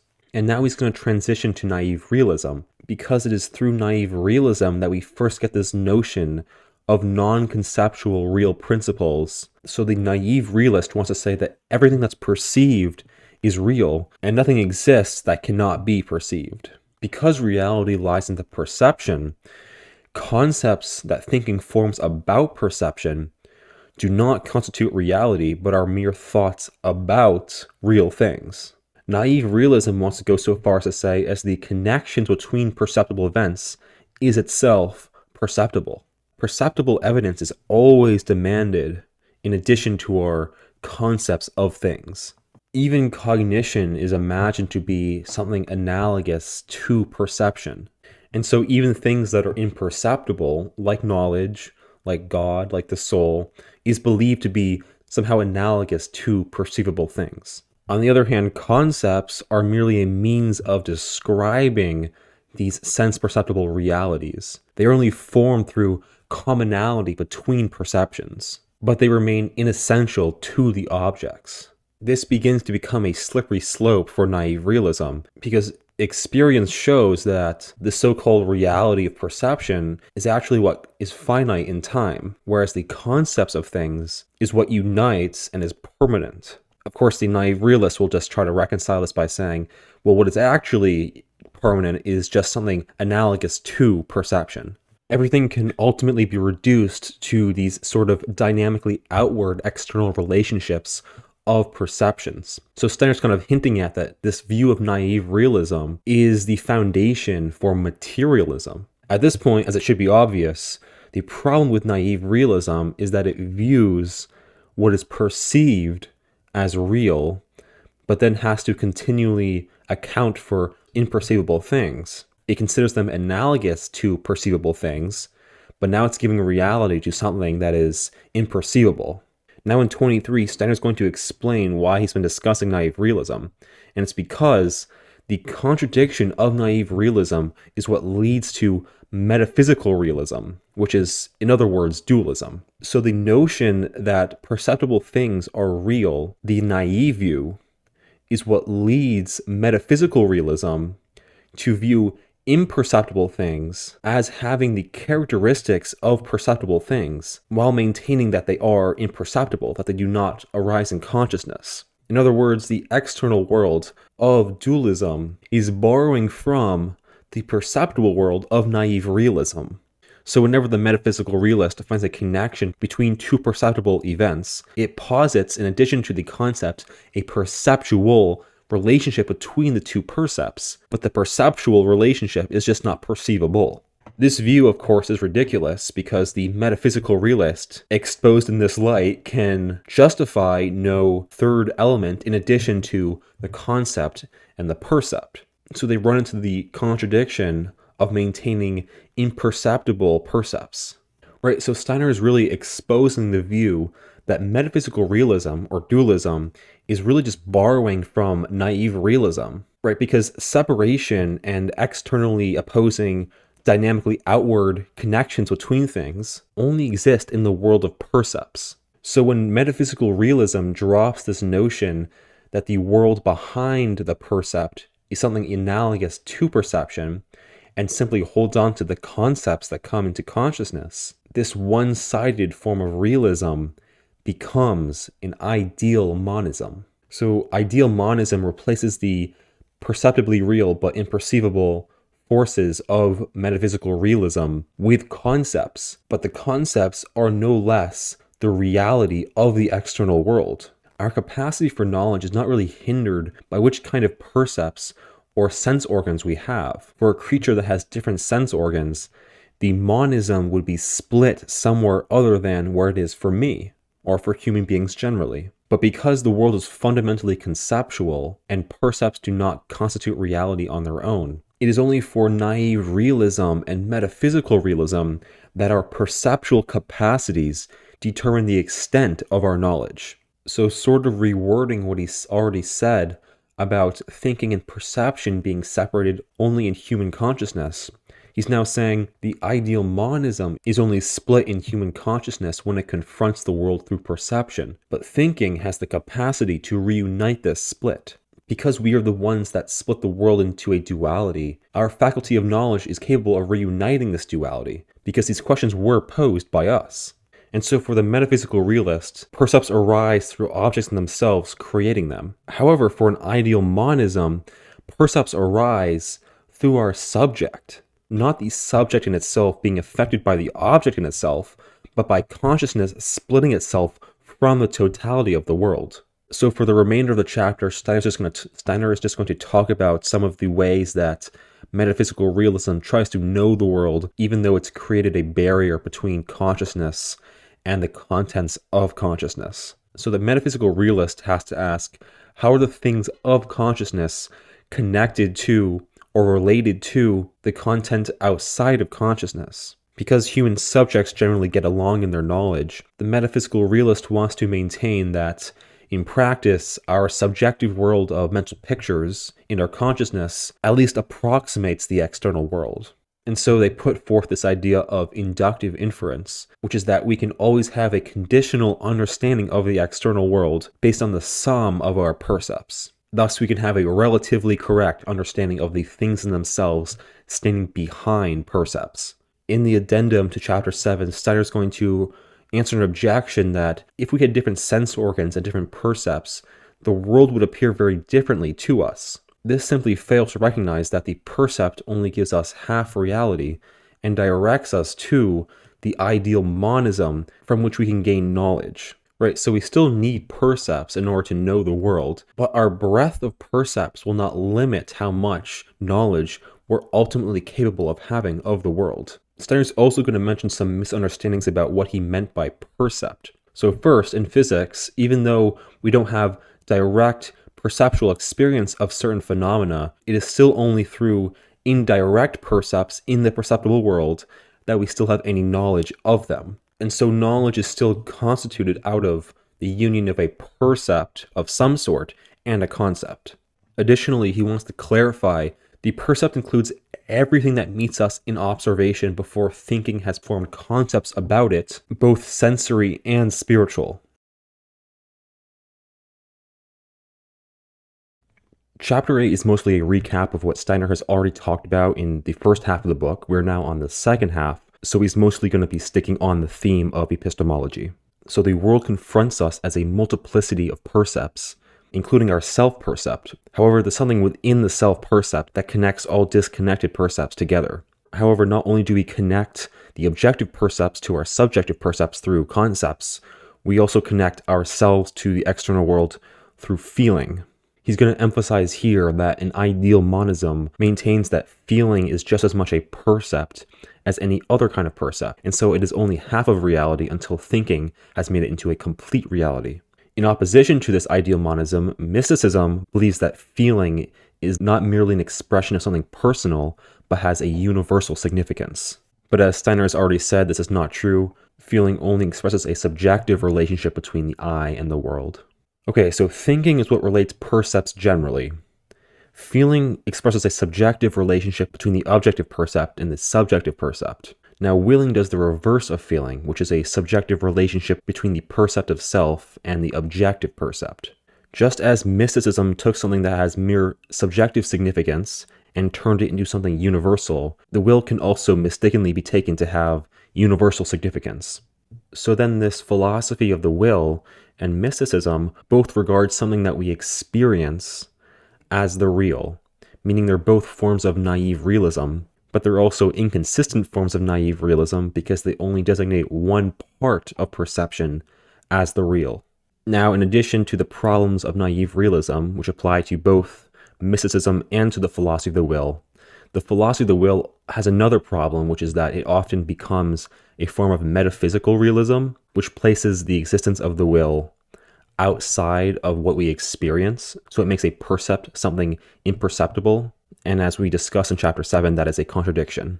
In the addendum, Steiner's just going to talk about why it is that we're so drawn to this notion that feeling or willing have more reality than thinking. And the reason is that thinking is that which eludes observation, so it's very difficult to observe it, whereas feeling and willing are simply given to us. It is quite easy to see thinking as abstract in memory if we're merely remembering it and not actually observing it as it presently is. Of course, this is only because thinking cannot be found in memory, but must be actually observed. And whoever observes thinking will see in it the essence of both feeling and willing. So on a side note, Steiner's distinction between remembered thinking and actively observing thinking here, it's not the same as what he was talking about in chapter 3 between active and past thinking. Here he's just talking about memory. Memory is not the same as past thinking. And so he's not contradicting himself here by saying that we can somehow observe present thinking. So in this chapter, we have recapped, as the chapter title says, the basic factors of our life, which consists in perception, thinking, feeling, and willing. Now with these factors in mind, we're going to transition from epistemology, which mostly concerned itself with thinking and perception, and now we're going to begin to explore the other aspects of human consciousness more fully. Chapter 9 is where Steiner is going to transition from his discussion of epistemology towards really the discussion of freedom of the will. He begins by saying concepts are determined by their percepts. That is, they belong necessarily together.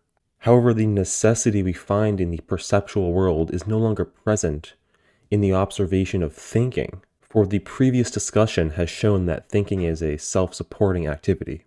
In other words, in the observation of thinking, we find something that is self-sustaining, where percept and concept coincide.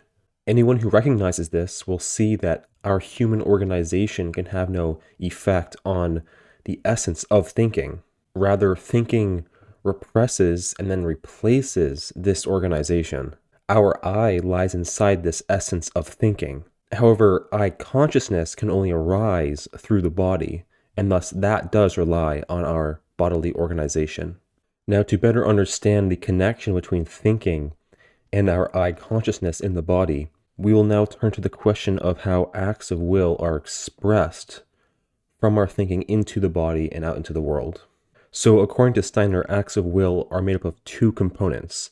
The first is the motive, and the second is the motive power, or the characterological disposition. So the motive is a mental picture or concept that is the goal of our willing. The motive power is our disposition that determines whether or not we make that concept or mental picture into an act of will. Thus, every act of will must have these two factors, the motive and the motive power. So at this point, Steiner wants to investigate what makes up the highest forms of willing, which we call morality. And to do so, he wants to look at the various forms of motive powers. So the first and lowest level is just perceiving, in which a perception is immediately transformed into willing without any mediation of thinking. And this is often called our drive, as in our animal drives, and our social tact. The second level of motive power is feeling, in which a feeling that we associate with a percept determines whether we make a motive into an act of will. The third level of the motive power is thinking, and here specifically mental picturing. Although mental pictures are not initially part of our characterological disposition, they can be relevant in determining whether or not we act on a motive because they serve as practical experience. Now, the highest level of the motive power is pure thinking. That is a thought that is not referring to a specific percept, a mental picture.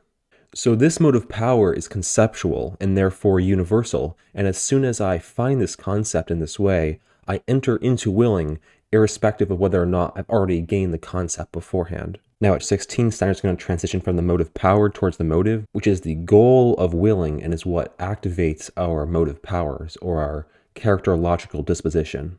Again, the motives of our will are mental pictures and concepts. Feelings can only act as motives if they are first transformed into mental pictures. Only the mental picture of a feeling can influence my characterological disposition.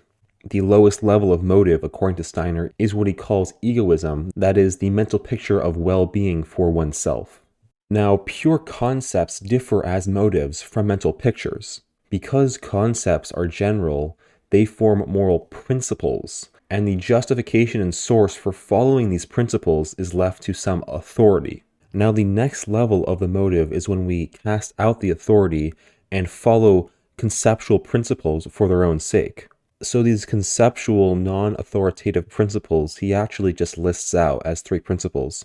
He says, the greatest possible welfare of all humanity, purely for the sake of that welfare, the progress of civilization, or the moral evolution of humanity, to even greater perfection, and the realization of individual moral goals that have been grasped purely intuitively. So the motive of the greatest possible welfare for humanity is purely conceptual. That is, it does not contain a mental picture beforehand, but must be translated into a mental picture from the concept. And then the second principle that Steiner mentions, the progress of civilization, turns out to be, according to him, a special case of the greatest possible welfare for humanity. So these 2 principles, as concepts, require that we translate them into mental pictures before willing. This is relevant because Steiner wants to emphasize that the highest level of motive is purely conceptual and only is translated into a mental picture afterwards. So this means that the conceptual intuition is the highest motive and pure thinking is the highest motive power. At this level, motive and motive power completely coincide. That is, an action is determined by its own conceptual content, not some disposition or an outer norm. Of course, this individual and moral willing is not easy. It does presuppose a capacity for conceptual and moral intuition. So, in opposition to Steiner's individual morality, stands the Kantian conception of morality, which is that ethical norms should apply equally to everyone. In 27, Steiner is going to raise an objection, that is, how can a motive be determined conceptually, which is general, and still be willed individually in a very particular action? This objection simply confuses the conceptual motive with the perceptual content of the motive being realized. For actions based on conceptual intuition, the perceptual content of the willing is not the motive for the willing. In 28, Steiner's going to be naming his ethical position as ethical individualism. The total collection of my conceptual intuitions is what constitutes my individuality, and allowing these conceptual intuitions to live themselves out is the highest motive and the highest driving force of morality. Because the will is completely determined individually, that is, through our conceptual intuitions, there can be no moral laws in the usual sense. There can only be generalizations of the conceptual content of many individuals. Therefore, ethical laws are not a science of morality, but a natural history of morality. In retrospect, I can see what motives were active in me. But during the realization of a conceptual intuition, it is really only my own, and it can really only be called my own when nothing external is imposed on it. I do not even have to consider whether or not the action is good. I simply do it through love for the action. Defenders of universal ethical norms might object that if the highest morality is the expression of our individuality, then all our individual actions have the same claim to being good. Thus, normatively bad actions can have ethical status. This is, of course, a misunderstanding because only conceptual intuitions can be considered individual. These normatively bad motives are never actually individual. Of course, at a lower level of moral evolution, normative ethics had their place. However, normativity is merely a means of evolving ethics. It is not the final goal of ethical development. So an individual conceptually determined motive is what Steiner calls free, and anything that is determined from outside we must call unfreedom. So now that we've understood how ethical ideals, free ideals of our individuality emerge, we will now turn to the question of how we realize these ethical free ideals. So in 35, Steiner's going to transition to talking about how free individuals live in a moral society. So while acting out of individual freedom is the highest level of morality, these free actions, of course, do not exclude acting in accordance with societal moral laws. Now, the objection may be raised that living in society requires a common moral order. However, this fails to recognize that our conceptual intuitions come from a common world of ideas. Thus, a free person lives in trust that other free individuals will concur with their will. Certainly, freedom is not realized everywhere, but freedom based on ethical norms can never be the final development of morality. Freedom, in fact, is the truest expression of our human nature. In 40, Steiner is going to return to the notion from paragraph 1, that is, when we cognize the world, the separation between concept and percept is only in human consciousness. The concept is objectively determined by the percept, and they belong together. For human beings, however, the situation is different. We unite our concept as free spirits with the perceptual world only if we make them unite. Now, the perceptual content of a free individual is always changing.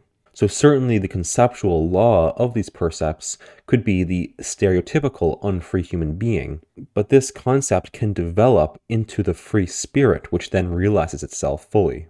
So the human being is capable of developing itself after nature and society have brought it up to a certain level. Freedom is only the final stage in the evolution of humanity.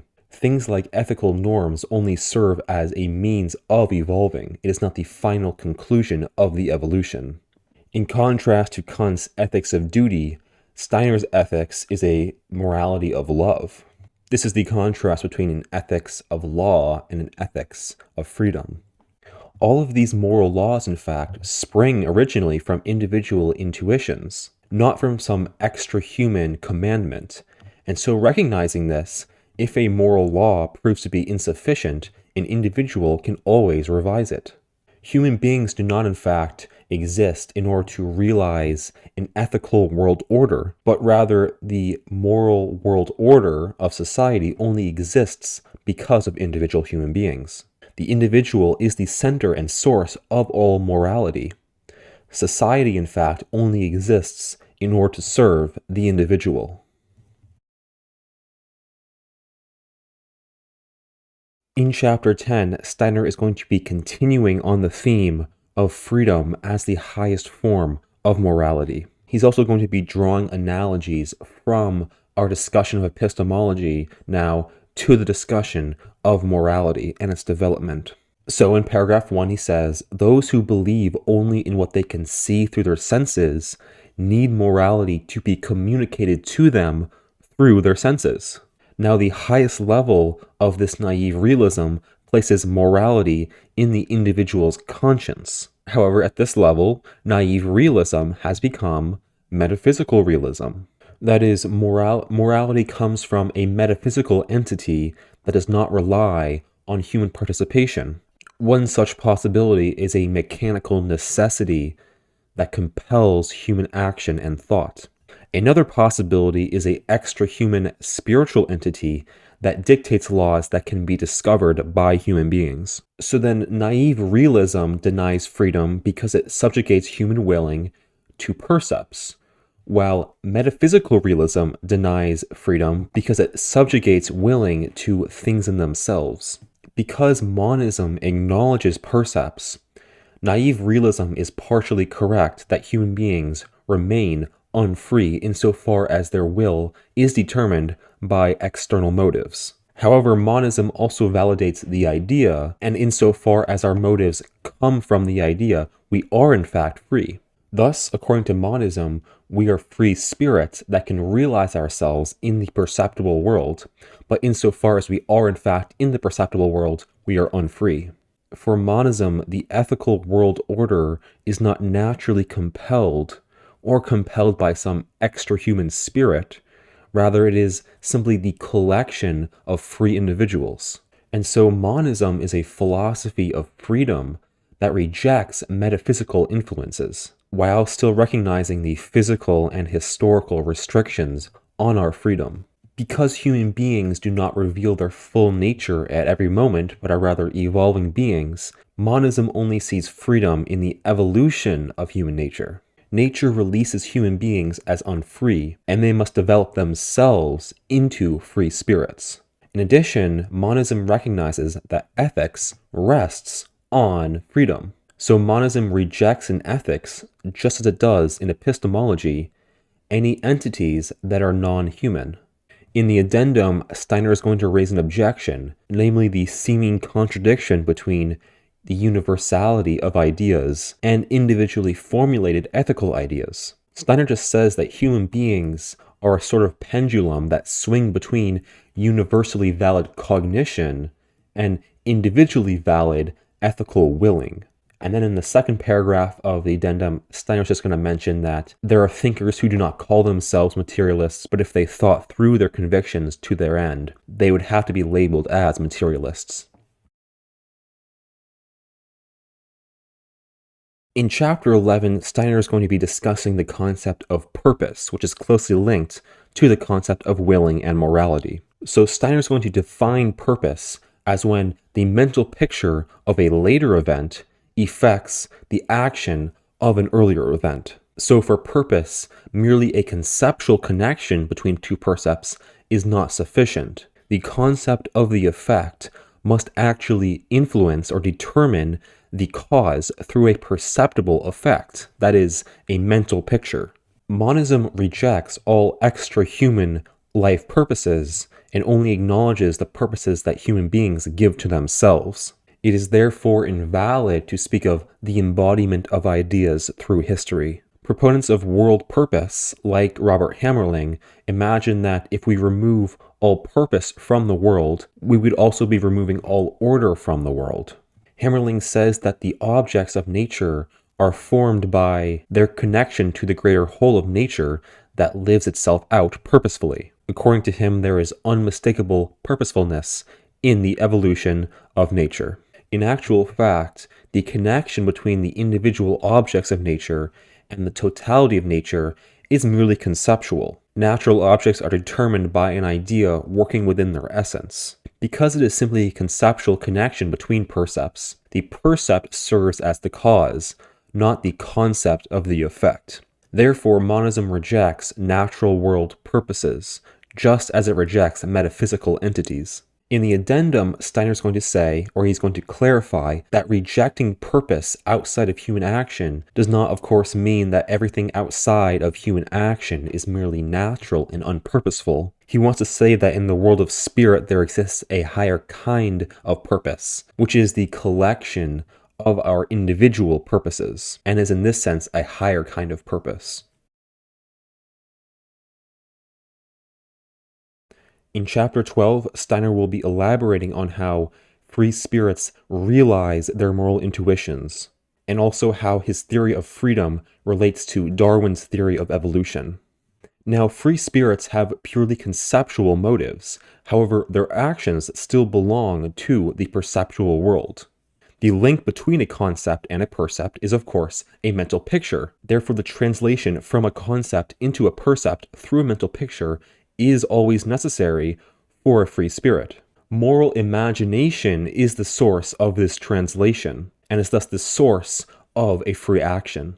Now, in addition to moral intuition and moral imagination, moral action requires what he calls moral technique. Moral technique is the capacity to transform the pre-existing world of percepts according to its laws and knowledge of those laws.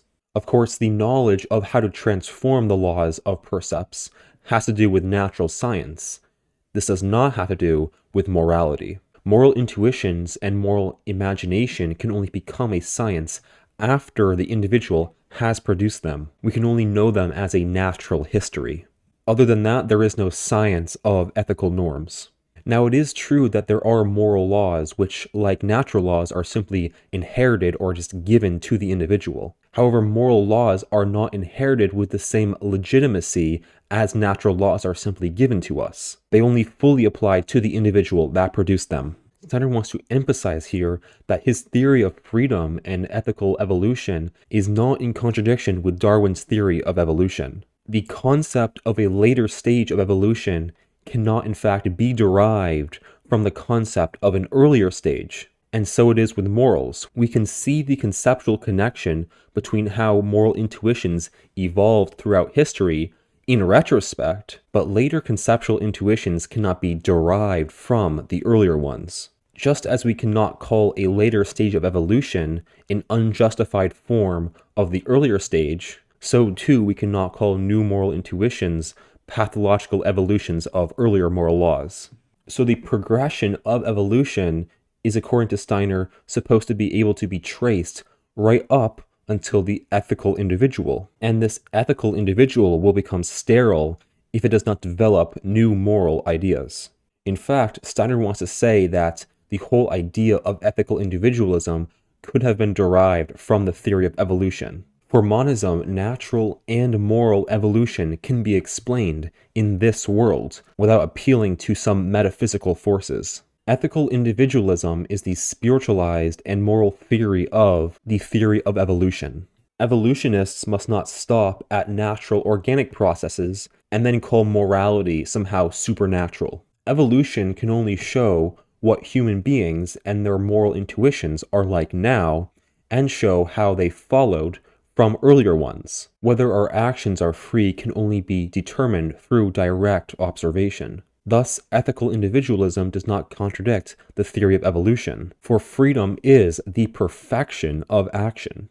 In 18, Steiner is going to return to the comment made by Robert Hammerling from chapter 1, that is his distinction between to will what one wills and to do what one wills.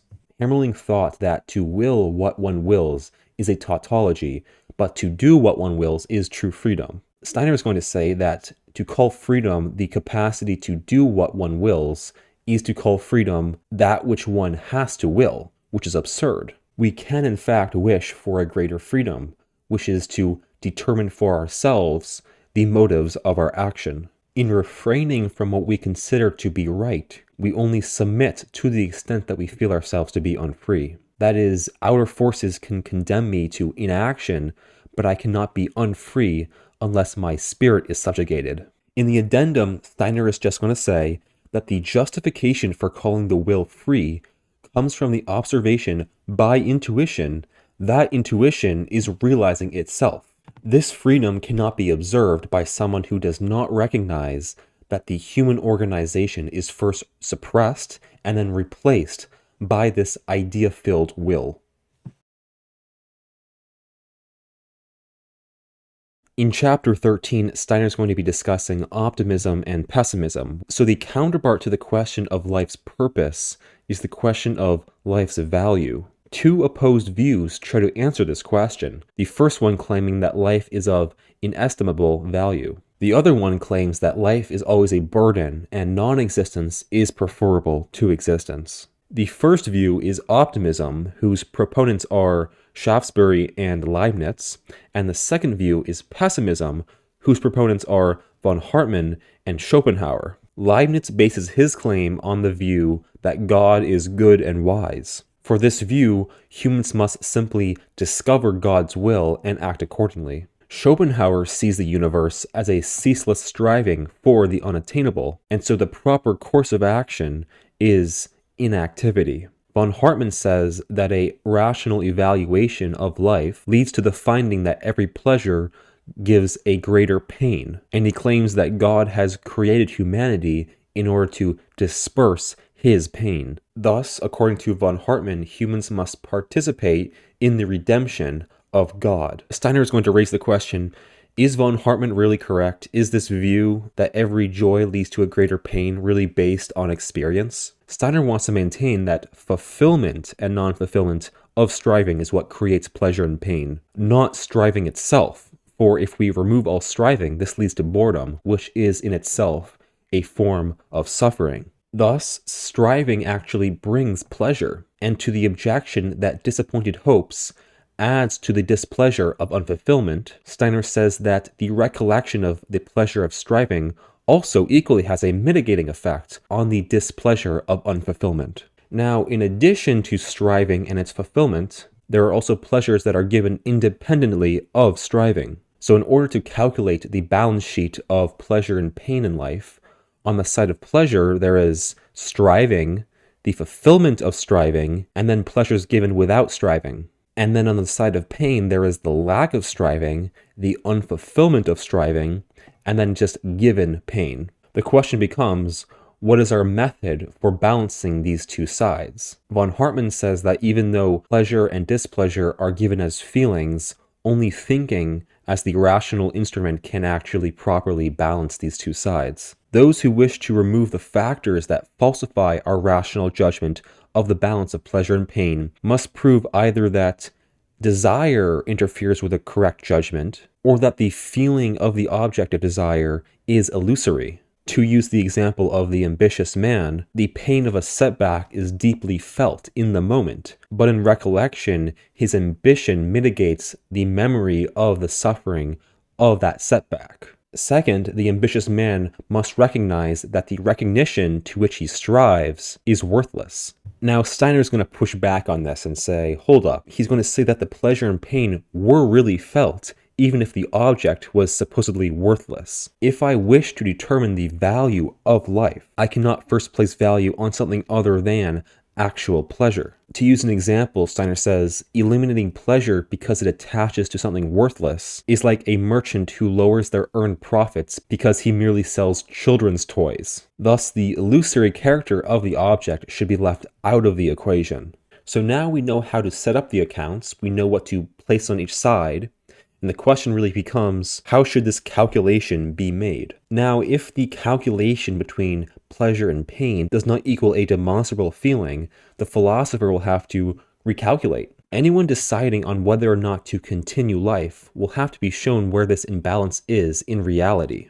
Reason alone is not able to determine this imbalance, right? Because full reality requires both a concept and a percept for monism.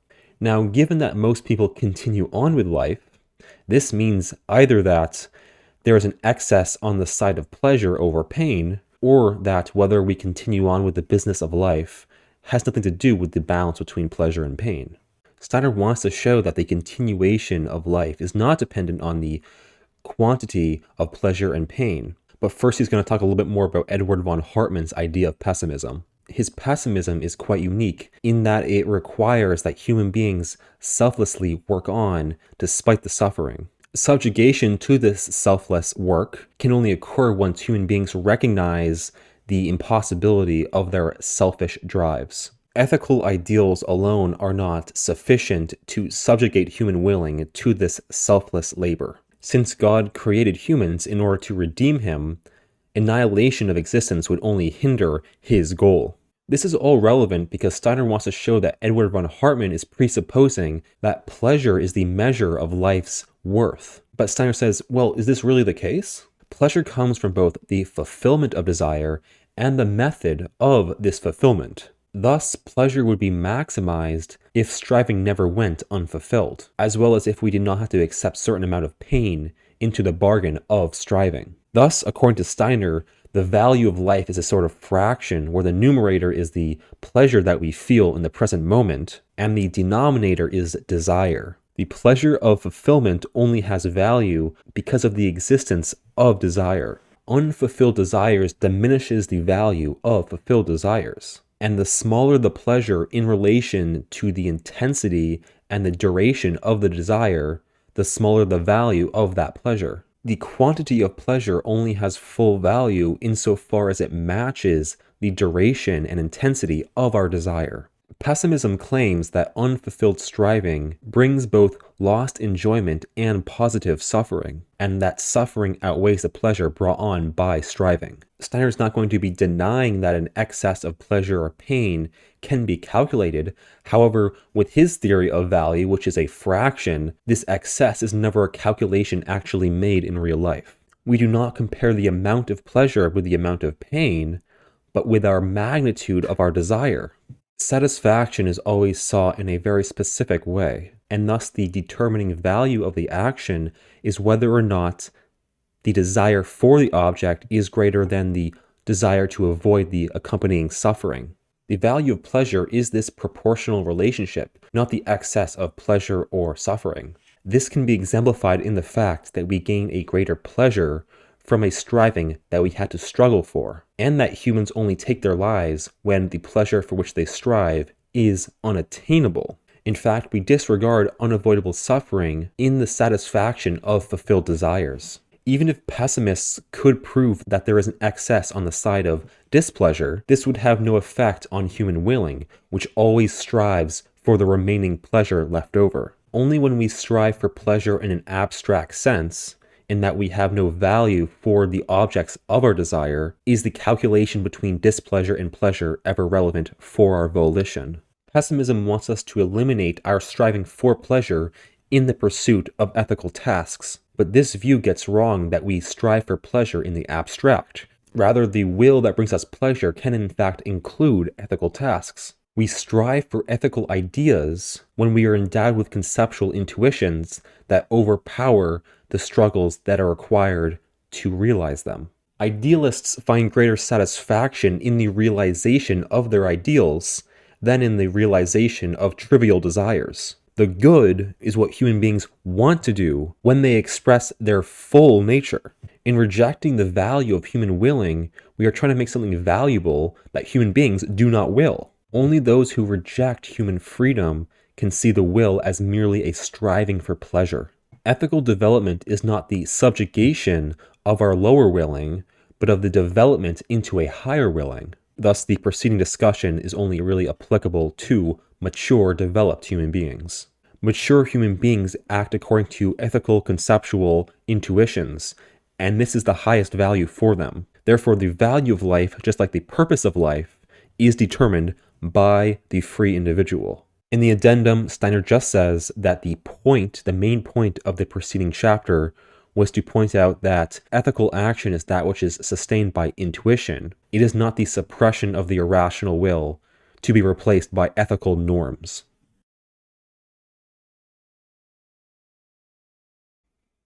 Now we are at chapter 14, which is the final chapter in section 2. Steiner says that the view that human beings are free individuals seems to be contradicted by the fact that individuals belong to a greater social whole. If human beings grow out of a whole and are integrated within the whole, how can they be considered wholes within themselves, that is, free individuals? After all, the function of the part is always explained by the whole. As human beings, the generic qualities are only the medium through which they express their distinct being. It is therefore completely impossible to understand another human being if we merely use generic concepts. For example, trying to understand a woman through what is universally womanish. Now, there are actual sciences of the generic, but these can never explain how individuals think or how he or she expresses ethical goals. Just as individual willing is free from the generic, cognition of an individual must be free from generic concepts. Human beings, therefore, are free to the degree that they free themselves from the generic. While generic unfreedom still constitutes a portion of our total activity, only actions that spring from our individual intuition can have moral value.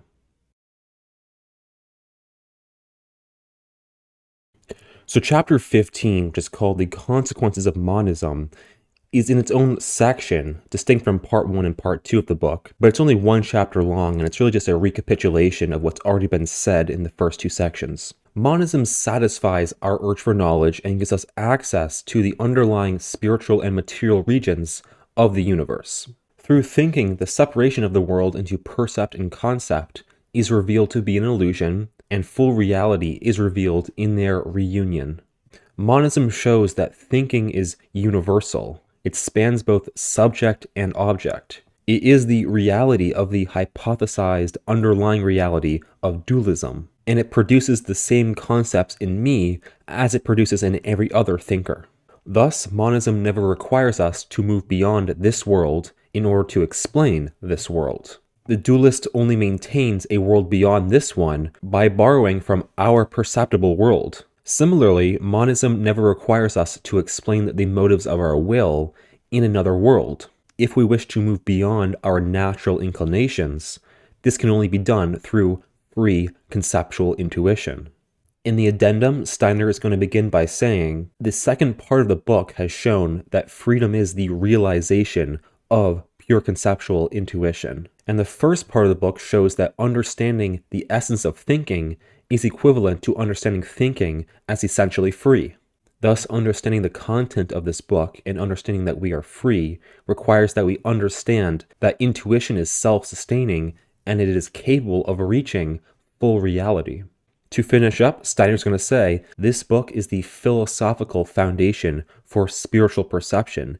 In perceiving thinking, we are already having a percept of spirit. But then he also says that this spiritual world is not identical to thinking, rather, it stands in the same relationship to thinking as the material sensory world does to thinking.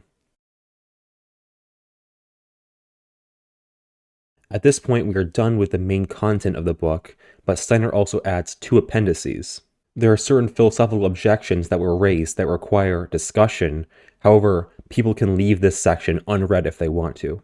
Some people object that the consciousness of another human being cannot be observed, and so we cannot know whether or not we inhabit the same world. Steiner says that in observing another human being, they certainly first appear as a mere percept, but these percepts quickly extinguish themselves along with my thinking about them, to be replaced by their thinking. And so the separation between our 2 consciousnesses is really bridged.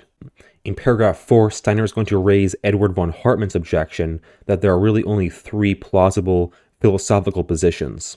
The first is naive realism, which maintains that the content of consciousness are things in themselves. And then there is transcendental idealism, which denies anything of the thing in itself can ever enter into consciousness, including the subject in itself. And finally, there is transcendental realism, which believes itself capable of inferring to things in themselves. To make a long story short, Steiner just says, naive realism actually retains its validity insofar as thinking experiences itself. Now, the second of the appendices is simply the preface to the first edition. It is quite inessential, but I'll just be reading out quickly what he says in each paragraph. In this age, we want truth from within. Truth from without has a mark of uncertainty. The only knowledge that really satisfies us and goes beyond belief springs from our inner life. Justified belief begins with immediate experience and then extends out into the entire universe. Scientific knowledge should not be compelled.